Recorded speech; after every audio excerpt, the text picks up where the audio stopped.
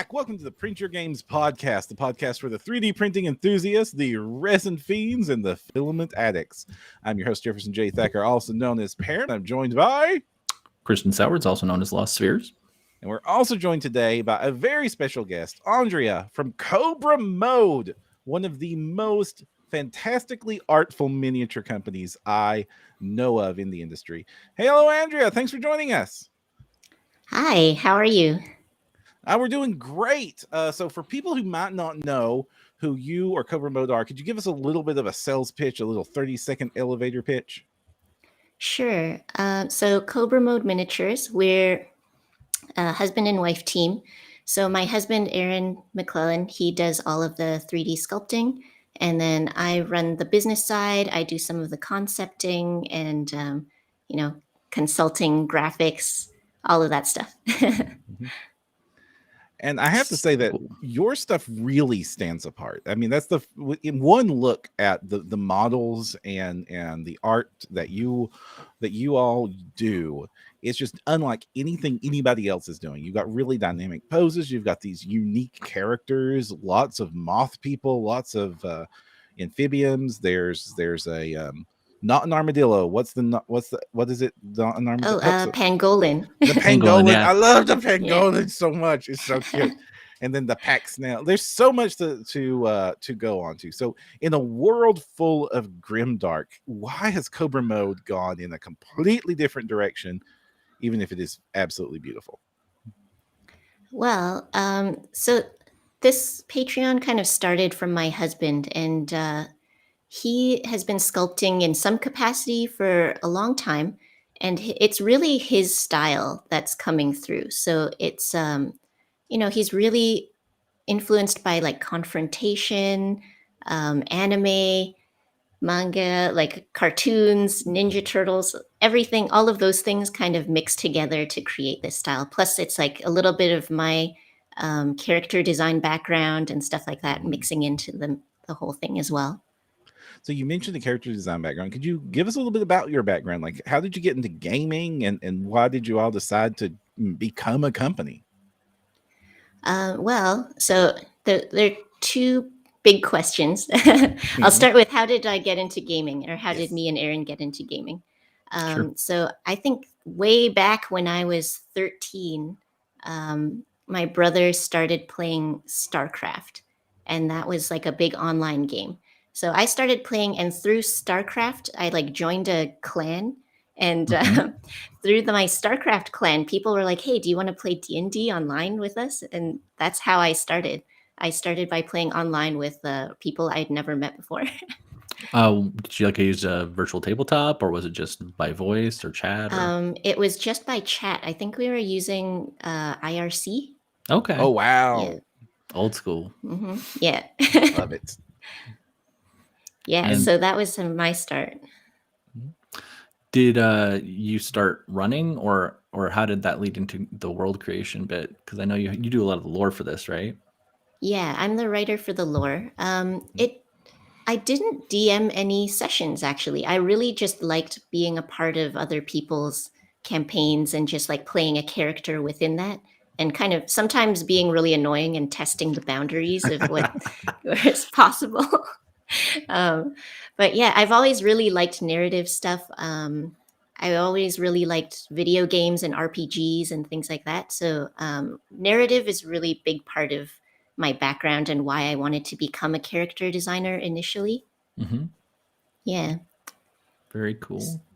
Do you have a consistent sort of Bible for it, or is it just sort of thing like I guess I'm really fascinated about the lore. I was one of your patrons, and that's why I sought you out, and so of course I'm fanboying a little bit, getting to get this back screen sort of view of how it all kind of came together. So yeah, so we have this whole document called the Cobra Compendium, and because before I was kind of writing little snippets for each character, but it wasn't all contained within one place. And people were like, wow, the lore is so interesting, but we have to go through this Patreon format, which is really annoying. So I put it all into this Google Doc, and it ended up being like 40 pages of lore after all of this stuff. nice. Very cool. So you mentioned being a character designer. Was that what before CobraMode? Were you a character designer professionally? Well, I went to school to be a character designer originally because I wanted to work in video games. And so I was working in video games for a little while, but it wasn't really working for me. I switched careers about 10 years ago and I became a fashion designer. So, so I was a fashion designer for 10 years, but then the COVID hit and I got laid off from my job. And my husband at that time was getting really into 3D printing, like just a few months before that. And him having a sculpting background, he was thinking like, man, I could just print my own stuff. I could just, start sculpting things and start playing Frostgrave. And then, so he got really into making the minis and printing them. And then he never played Frostgrave. We just started a Patreon. Oh, this sounds like me. I bought all the Frostgrave books and yet to play it. Yeah. So yeah, we started a Patreon instead. I think that's probably a healthier attitude at the end. I mean, like, I love wargaming, but boy, does it hit the pocketbook. Yeah. Now, so your husband had a sculpting background, and you had a design background. So what was the background of your husband then? Like professional sculpture for video games too? Is that how you all met? Well, he's sort of just been doing 3D for a really long time. Like when he was maybe like 20 years ago, he was just playing around with 3D sculpting, but he never really got a job doing it. He was just playing around and then sculpting on his own. And he sculpted physical miniatures and stuff like that, but he never showed anybody. So it was this like deep interest of his that never became a career until a little while ago, maybe like 5 years ago. He started doing a little bit of stuff for games, and he worked with Robot Loves Kitty and created this weird game called Upsilon Circuit. Yeah, I don't think it ever really got released, but he made the art for it. And but since then, after that, they kind of like the company kind of stopped working on it, and then he wasn't really getting work doing game stuff.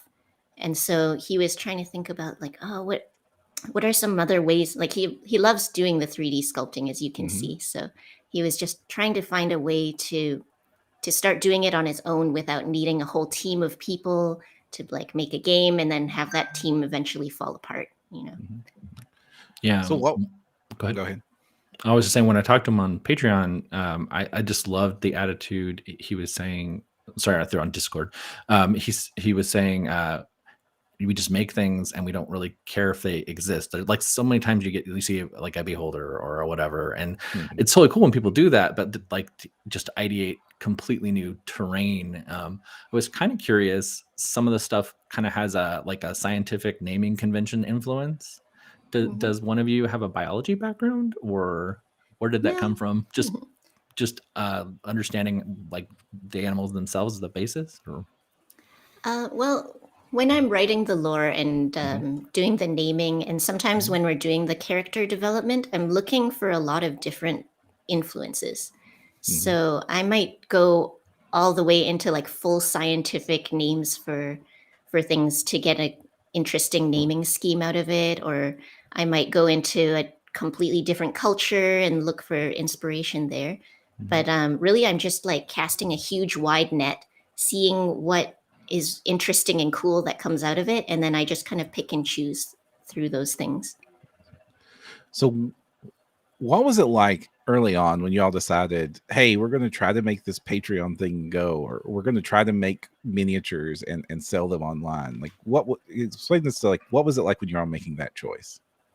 Well, it was, first he kind of pitched the idea to me before the whole pandemic thing hit, because he was going to stop. He was working as a scenic artist before, so he was building like physical sets and making sculptures. And then that was a crazy job. He was working like 19 hours a day. The deadlines were always like yesterday and stuff.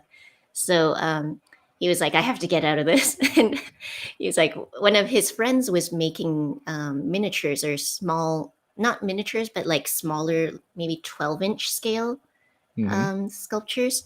And so his friend at this job was saying, like, man, you could totally start sculpting miniatures. And then he's like, oh, I should try. And he started researching it. He found all these other people doing it, like Artisan Guild and MZ 4250.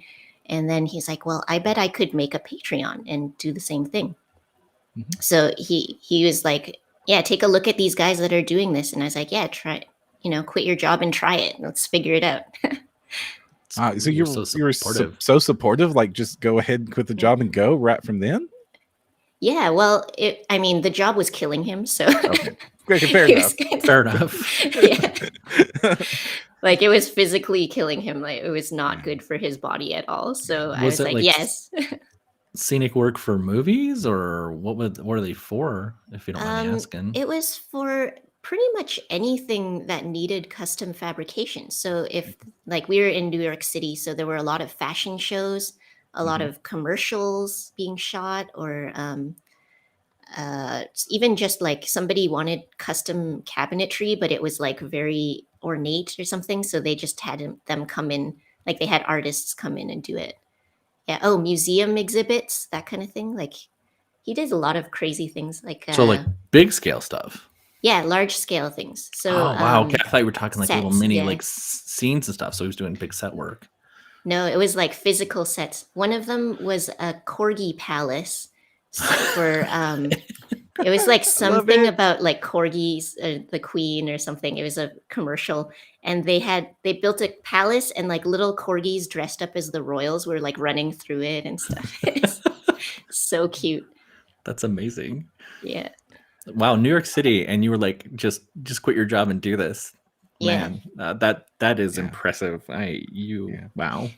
Very cool. Life at your place must be awesome. Like 2 designers and with fantastic backgrounds like this. Like the creative energy that you two must have together must just go off the charts. I don't know. I think we put it all into the Patreon right now, and we're also building a bus because Aaron had this crazy idea. Well, we can't live in New York City with this income because it's just crazy. The rent is insane. So for a while we lived in Colombia. Last year for about 6 months we were just hanging out in Colombia. Aaron's brother is down there, so we just kind of went to visit him, went around a little bit. It was very cheap and the weather was nice. And then right now we're in Minnesota, and Aaron was like, well, we could go traveling around the United States, and we could just be in an RV and just travel around. So we bought a bus and we're converting it to an RV, and like an old school bus. I've seen people do that. It's a shuttle bus. Yeah. Okay. It's a small shuttle bus. So it's not quite as big as a school bus, but it's a similar concept. And you're just going to kind of do like the tiny house on wheels sort of thing with it? Yeah, that's the idea. Cool. So percentage of the bus that's going to be 3D printed, do you have an estimate? So far, none of the bus is 3D printed. But if we got a big enough 3D printer, maybe. We need to go to Maker Faire, find one. Yeah. All right. So you mentioned scenic background. Oh, sorry. Yeah, it's cool. The scenic background and doing the big stuff. But is he the one that does the bases, or do you do the concept work for the bases? Because your scenic bases, your decorative bases are amazing. Like I would even recommend people who just need various bases to check out your bases and possibly even like sign up for your Patreon just for that alone. Like there's so many different wonderful bases. Do you do the concept? Does he, or you collaborate, or how does that work? So actually the bases are now all done by one of our freelancers, the Beta Marie. Okay. Oh. And so we actually give her very little input. Like we show her we show her the development sculpts as we're going for the month prior. And then we just let her go crazy because she's a patron of ours as well. And she just knows the style. She has this really fun sense of composition and everything. And she just, she goes wild and does her thing. And then we get awesome bases at the end. Yeah, some of them are it's just crazy. so cool like that, and just on theme. So that's neat that a collaborator's got your style kind of nailed and zeroed in like that. Yeah, she's very unique. I really appreciate her. Very cool.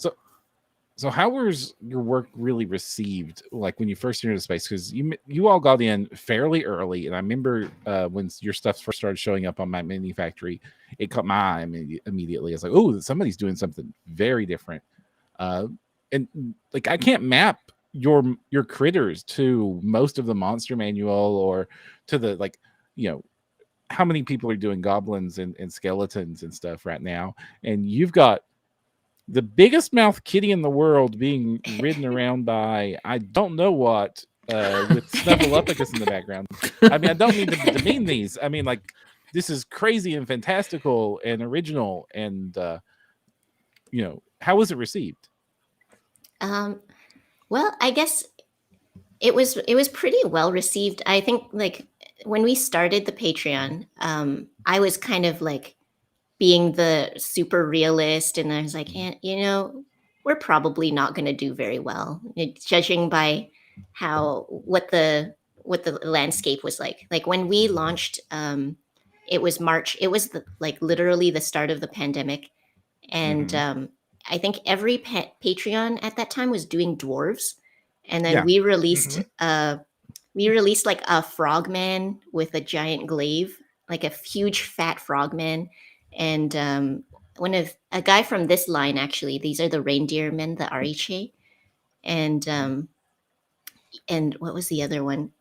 I can't remember, but we just had like stuff that had nothing to do with anything. And we're like, we're probably not going to get any patrons this month. But, you know, I just felt like I believed in what Aaron made, because he's an amazing sculptor. He never showed anybody his sculpts, but I always like he would show me his sculpts, and I'd be like, "Why don't you ever show anyone?" And he would say, "Oh, it's just not done yet. It's not done yet." I mean, the level, like the level of detail and dynamic posing, like the skill is off the charts here. It's like, did he have like a formal art background before getting into this? So he went to an arts high school, but I don't think he ever went to an art college after that. Like he never did post-secondary. So all of his 3D stuff is self-taught. That's just him doing stuff by himself obsessively. I totally get it's not done though. Like, you know, both as a game designing person myself and art I've done, and you know, I'm married to a quilter, and it's always, you know, you got to get that point where done is better than perfect, because you'll fuss with things forever if you don't. Yeah. But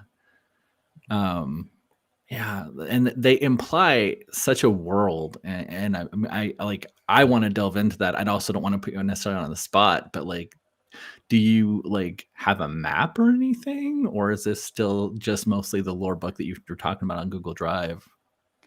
We kind of have a map. We made like a rough sketch of one, and then, you know, we wanted to make a real map, but it keeps changing. So Sure. Yeah. But yeah, we do sort of like have an idea of where these people are in the world that they live in, and how they relate to each other, and like sort of an overarching like thing that ties the whole world together.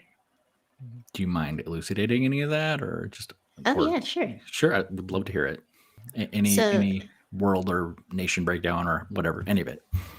Yeah. So all of them are arranged into factions. So right now we've started to do themed releases, and they're usually going to be surrounding like a geographic location that's in our world.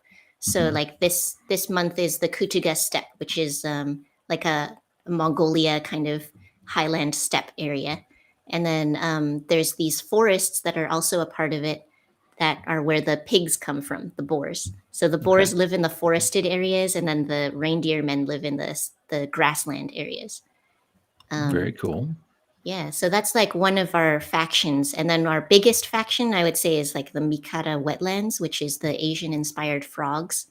Okay. And they're not very close to the Kutuga steppe. I think they're probably on the other side of a mountain range.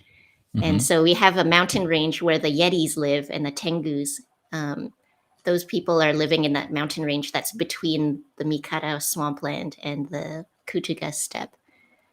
What are the other? Oh man, I have Don't to you have look like at my a other duck, things. a duck lady on like a palanquin, like a Oh duck? yeah, so we have the ducks. Those are the Yuan Yang, and Uh-huh. so they also live close to the Mikata wetlands. They're in like a marshy area next to it. Like So on there's by the frogs. yeah, over by the frogs. And then there's another what are they? Yeah, there's another swampy place which is the Somos, the former Somos Empire actually. So and that one is all of the fishmen and the eel and stuff like that. Those guys were from there. You had kind of like it was almost like a basilisk looking thing. It was really big. I can't say his name, Rekros or something. Or was it? Basilisk guy. Well, he's like a lizard chicken monster. He's really big. Oh, the Rakos. Okay. Yes. Yeah, that was from the Yuanyang month. Yeah. He was with the ducks. And there's like the little knight charging him on a mount, I think. That was very cool. One of the ones that really stand out to me are the moth folk. I don't you call them the Noctua. I'm sorry, Noctuidea. Noctuidea. Yeah, the Noctuidea. Yeah. Yes, the Noctuidea. What can you tell me about the Noctuidea? Because they just like floored me when I saw, like, especially this model that you're using at the front, which is this there's this like smaller person surrounded by this absolutely magnificently huge moth with like a crystal halo going on above it.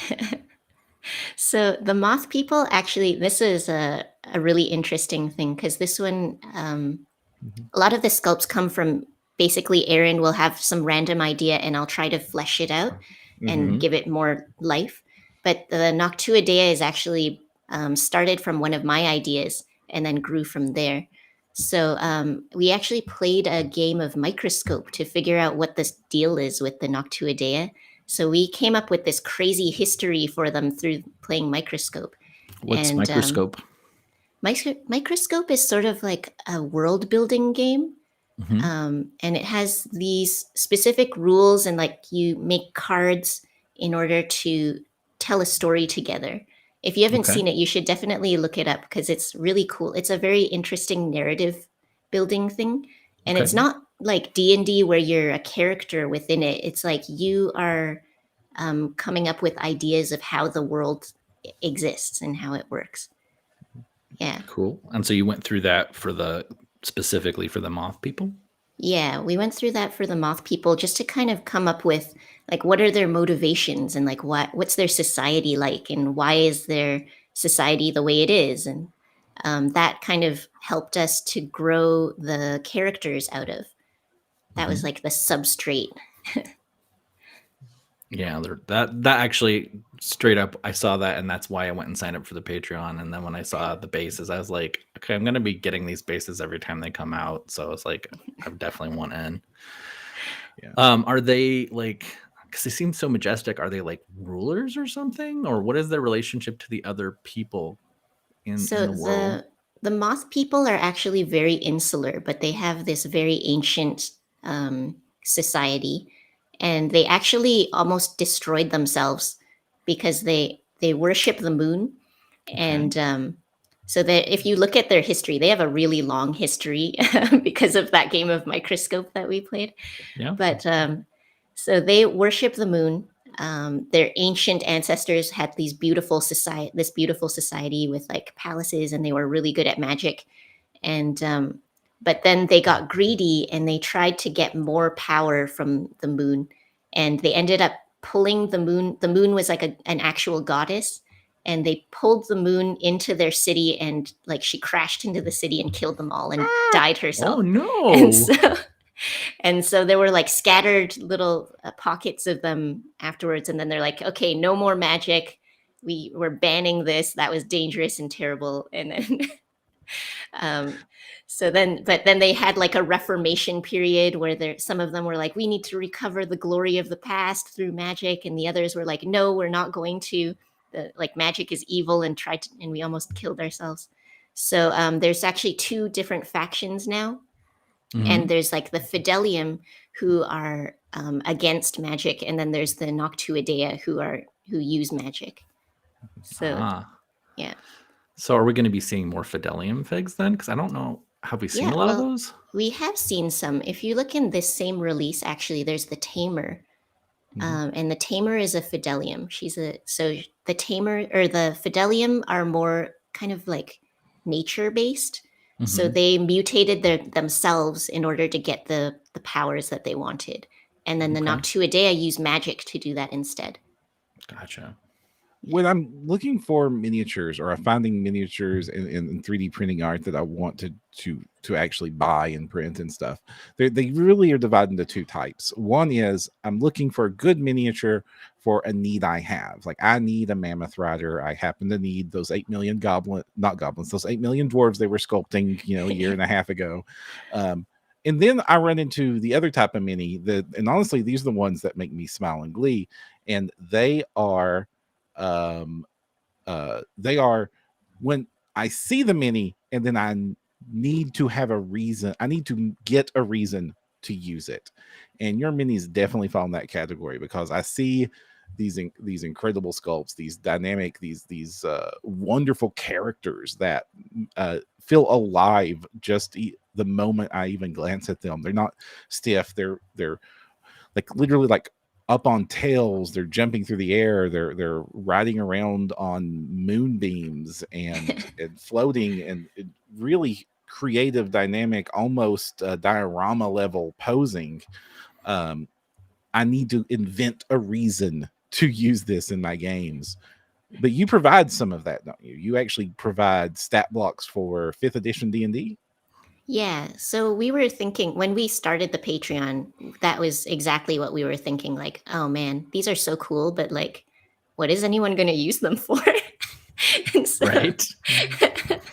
So we were like, well, oh man, maybe they could use them for D&D. And one of our patrons, actually, one of our first patrons, Ben Green, he made a stat block for us for them. And he's like, these would be so cool in the homebrew campaign, and I want to use them. And like, here's a stat block that I made. And we're like, this is awesome. You should just keep making these, and we're going to give them to the patrons for all of the releases. So that was our attempt anyway at trying to make it like something you can actually use. Mm-hmm. Right. So like, I haven't had a chance to super dive into them. Are they playable species and races then, or is it more like monster bestiary style? They're more like monsters, or like an NPC or something like that. It wouldn't be a player character stat. Right. Yeah. Okay. I mean, I really, really, really, really want to play one of these. I was about to say, like, I need to. I mean, having run a Kickstarter for a campaign setting before, I smell all the beginnings of one here. I'm just saying, like, have you ever considered doing something like that? We would love to do that, but the Kickstarter thing is like a whole beast that I'm not really familiar with. So sure. I don't really know much about running them. It looks like a really big job though. The other thing is that Aaron only has time to sculpt the collection every month. So actually, like, people are always asking us like, oh, can you do like a commission, or can you do this? There's no time. There's no time. Absolutely understandable. If you look like an average release from you all, you have like half a dozen to a dozen characters, including humongous big ones with lots of details, a giant pack of bases, and usually a scenery piece or two, or sometimes giant freaking buildings, because you all have thrown in that. The Pangolin has its whole merchant quarter that I love. It's easy to see. So what is the workflow? It's like, hey, it's time to make a set from beginning to end. What does that look like for your team? So we were flying by the seat of our pants for the longest time, and basically it would be like, so if we work a month ahead. So right now we're working on February.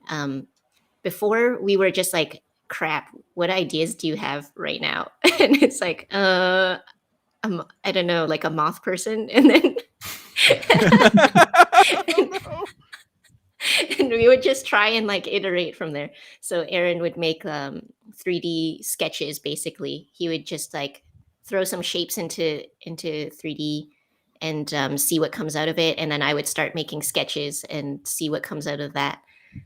So that was really messy for a long time. But now that we've kind of moved to these themed releases, we're trying to be a little bit more organized, and we've got a new concept artist who's been working with us for a few months, Paul Ferret.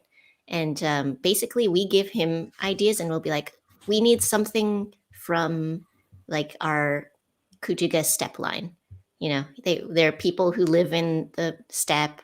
They look kind of like this. They're nomadic, and they do these things, and they only use flint weapons. And so we kind of give him some guidelines and then let him free, and he gives us sketches, and we'll build off of those usually.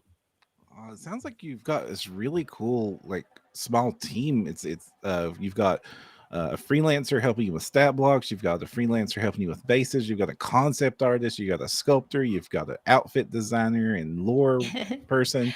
Yeah, like, this is becoming a small company. Yeah, so we're trying to make it something that's sustainable, because like Aaron as an artist can't just keep sculpting everything by himself.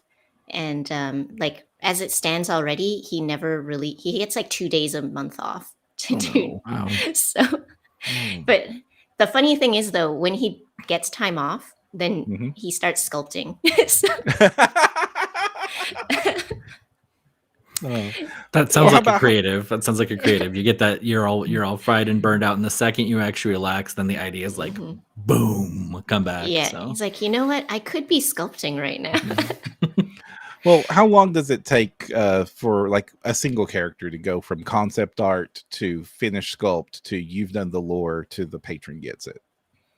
It's kind of hard to track it that way, because the concept art kind of all gets done at the same time ahead of the release.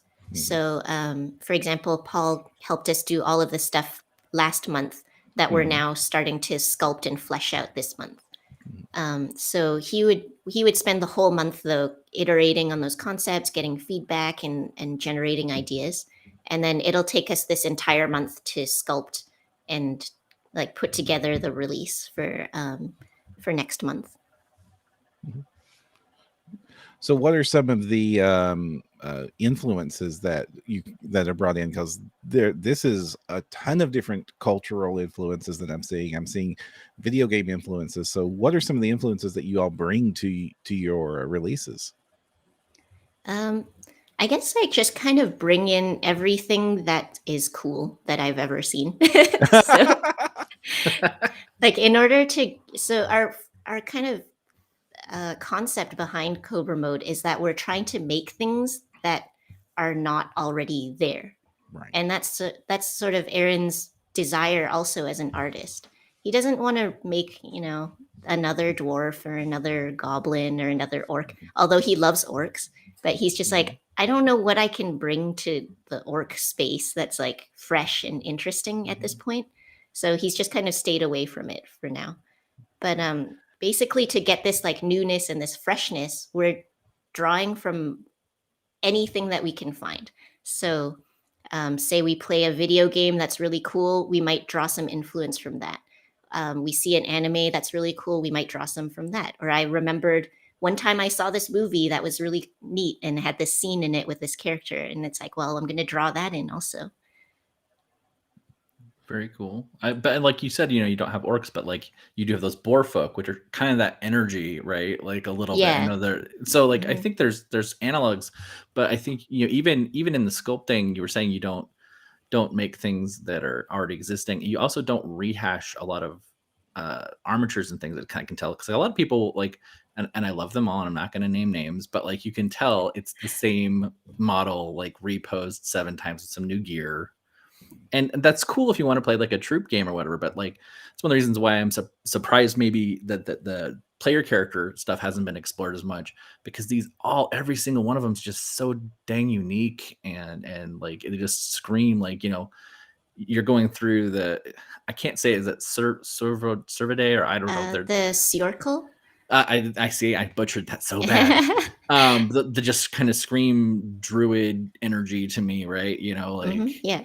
And yeah, again, like it just feels like something I want to play because it's so unique. You bring to the table, like everybody sits down. Like I'm guilty of the tiefling trope, like sitting down with my, like I'm playing my tiefling, warlock or whatever again. But then like these, I would spend days just figuring out the right characters for the figs. They're so different.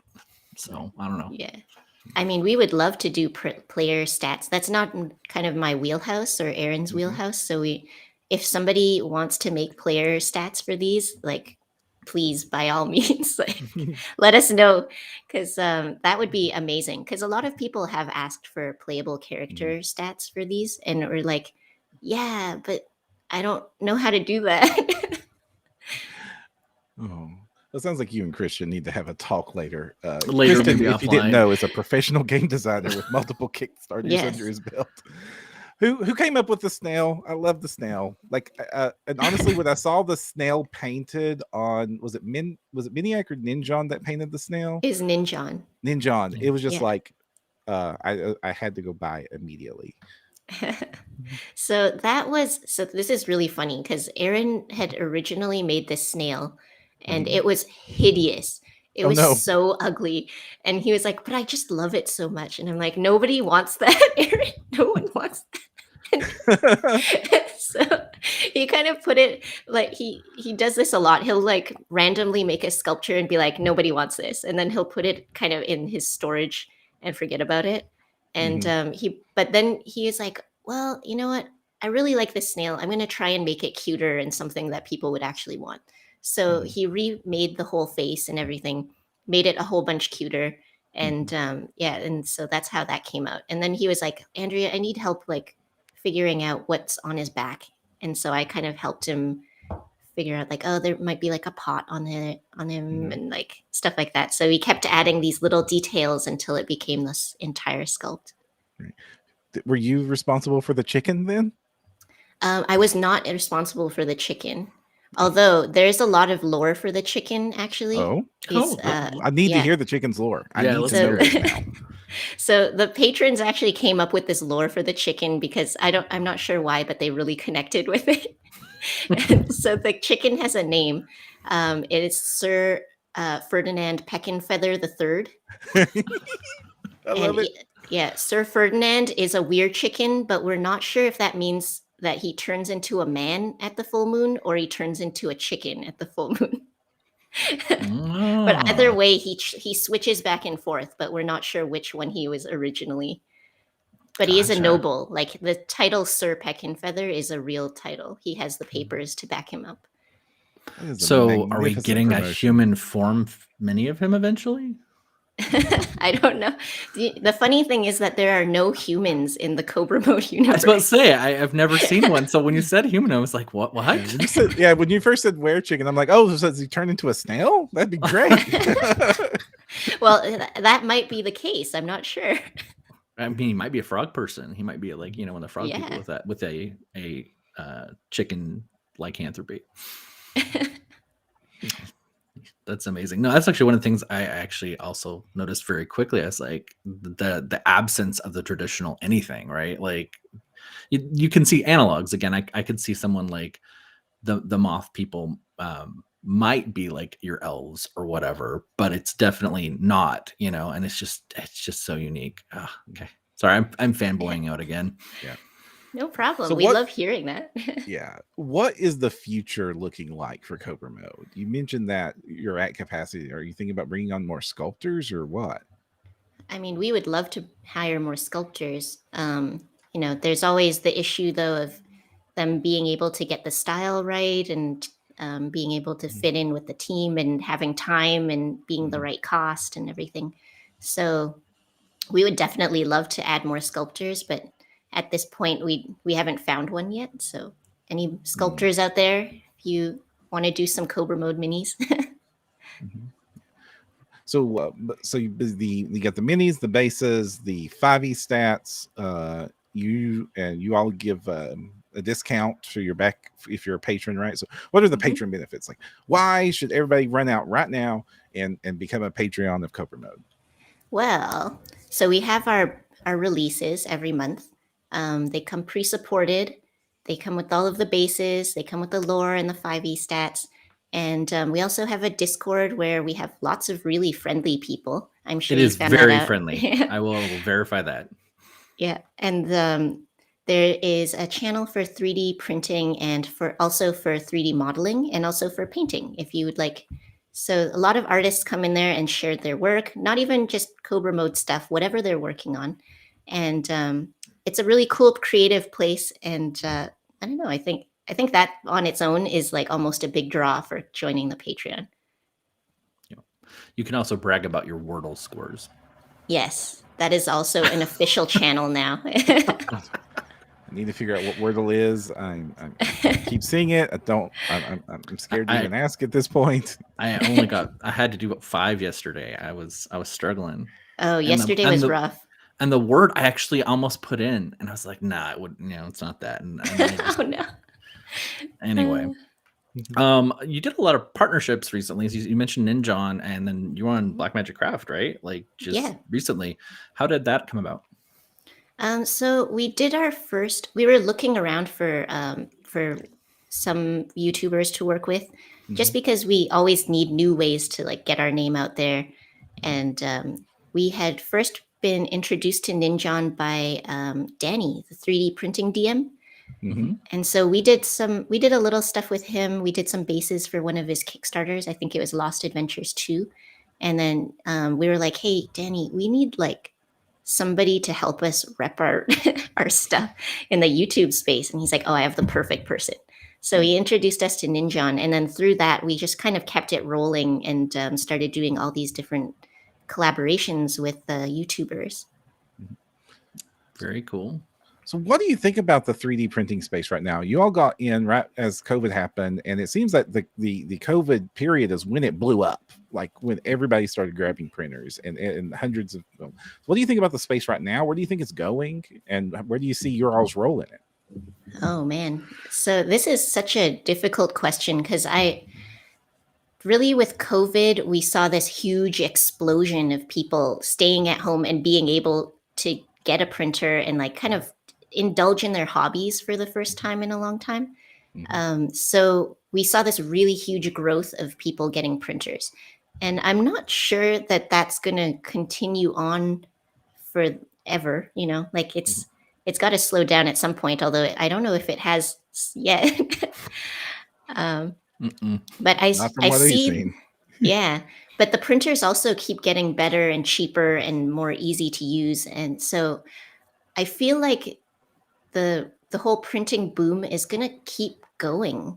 I feel like it's just going to keep slowly gathering steam, and like people are just going to get used to the fact that they can print stuff at home for themselves and start doing this. Yeah.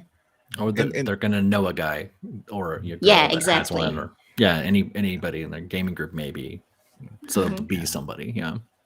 So like we've been seeing a lot of people say like, 3D, I'll get into it when they're better than the minis I can buy at the store. They're better than Caster, but they're better in plastic, or they're better than blah, blah, blah, blah. And we finally have printers now that have like the smallest detail you can capture in injective molding is 25 microns. And we now have printers that print 22. So we're there. So all we need to do is make it easier.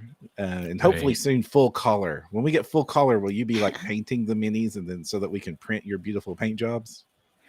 I don't know, because what's really funny is when we're concepting out the sculpts, we don't think about colors at all. So a lot of patrons are asking us like, oh, what color did you think this would be and stuff when they're painting, because they're like, oh, I want to be true to the original.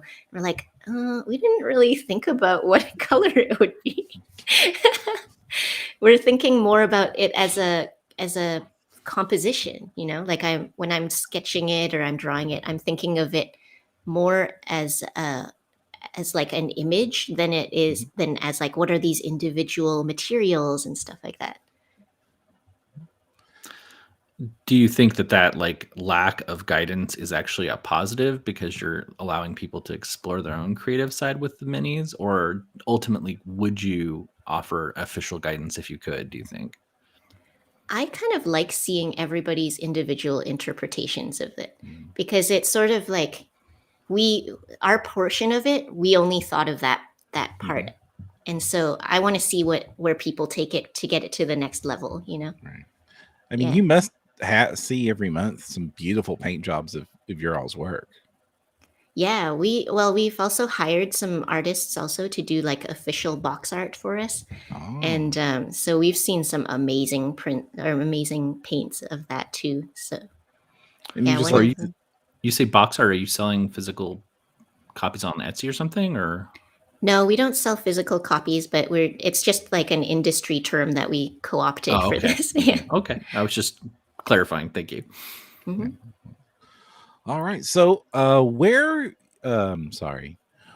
should people go if they want to find more information about CobraMode and sign up and start getting these wonderful snails and pangolins and everything else into their inbox each month? Well, the first place you should go is CobraMode.com. And you should definitely sign up for our mailing list, because you'll get a free mini when you sign up. And then you can test print it and see how you like our prints before you even have to buy anything. And then from there, you'll get links to either, if you want to buy physical minis, we have links to our partner vendors who sell on like Etsy and eBay. You can also go to My Mini Factory, look for CobraMode, and also on Patreon, of course, with CobraMode. Awesome. Is there anything else you want to shout out to before we call this one? Nope. I think that's everything. Awesome. Well, thank you so much, Andrea. It has been absolutely lovely getting to talk with you. A humongous fan of your work. I hope to continue to see and stare in awe at it, and wish my painting skills were to do them justice for much, much longer. That's why you print 10 of them each. You print 10 and you just practice, right? 10 snails, 1 snail, nope, trash. 2 snails, nope, trash. We're eventually, at 3D printer fans, we're going to have to come to terms with like, what do we do with all the extras? Because there's way more extras than I'm ever going to be able to touch with a paintbrush. You're going to have to start making giant dioramas using all of your paints. I'm just glad they also do my favorite thing, which is the annual membership. You know that I love those. Yes, I do know you love the annual membership, Kristen. That is. Well, now I always have it in my pocket, and I know I'm going to get cool bases. Hopefully, it doesn't stress them out too much to know that they have people waiting that are already paid up. Yeah, that is a question. Like, when they started offering annual memberships, did y'all have to hesitate a bit before? I was like, we have to be sure we're doing this 12 months from now too, right?